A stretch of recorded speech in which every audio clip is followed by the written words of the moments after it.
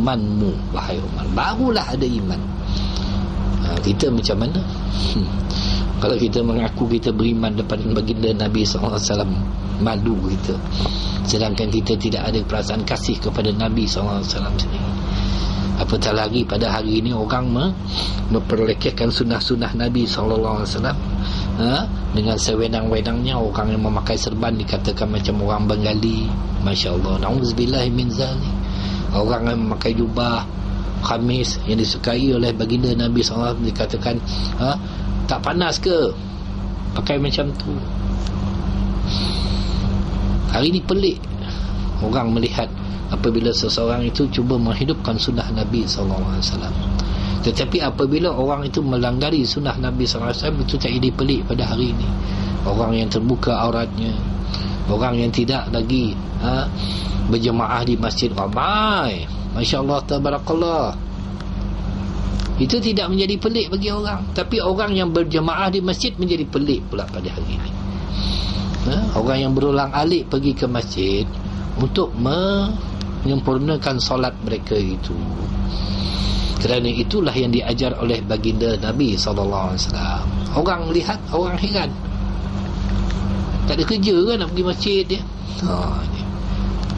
Apabila kita katakan kepada mereka itu sebab kita tak nak berdebat dengan orang-orang jahil ni, dia akan jawab balik, belum tentu lagi yang sembahyang kat masjid tu masuk syurga.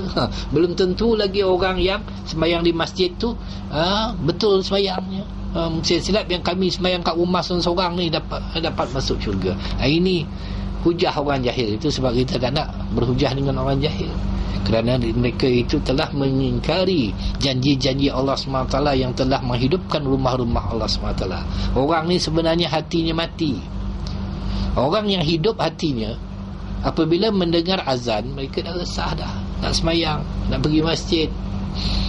Ini orang yang hidup hatinya. Kemudian mereka menghidupkan pula rumah-rumah Allah SWT. Orang yang mati hatinya, letaklah speaker azan tu di telinga sekalipun, dia tidak akan mempedulikannya. Ini orang yang hatinya mati. Malah bagi mereka tak ada makna seruan azan itu.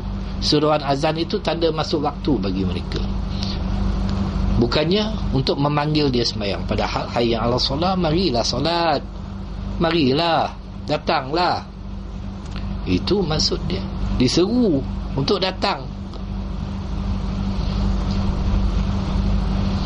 Tapi orang hari ini cuba untuk menyelamatkan diri mereka. Mereka mentafsirkan sesuatu mengikut hawa nafsu mereka. Ini masalah pada masyarakat pada hari ini, kerana mereka itu menuntut ilmu pun tidak, mengaji pun tidak, kitab pun tak pernah ada, guru pun tak pernah ada, apatah lagi untuk berjemaah jauh sekali. Tetapi pandai pula nak bercakap tentang hal-hal keagamaan.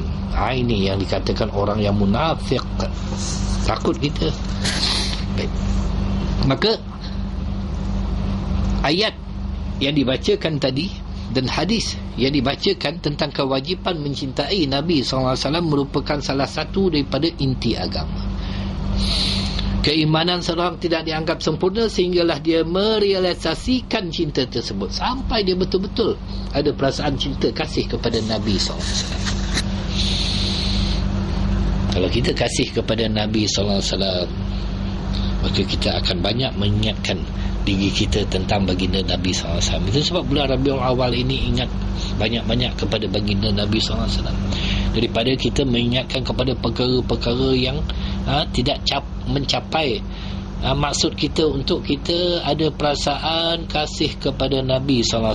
Bicara tentang perkara-perkara bola, ada selawat? Tak ada.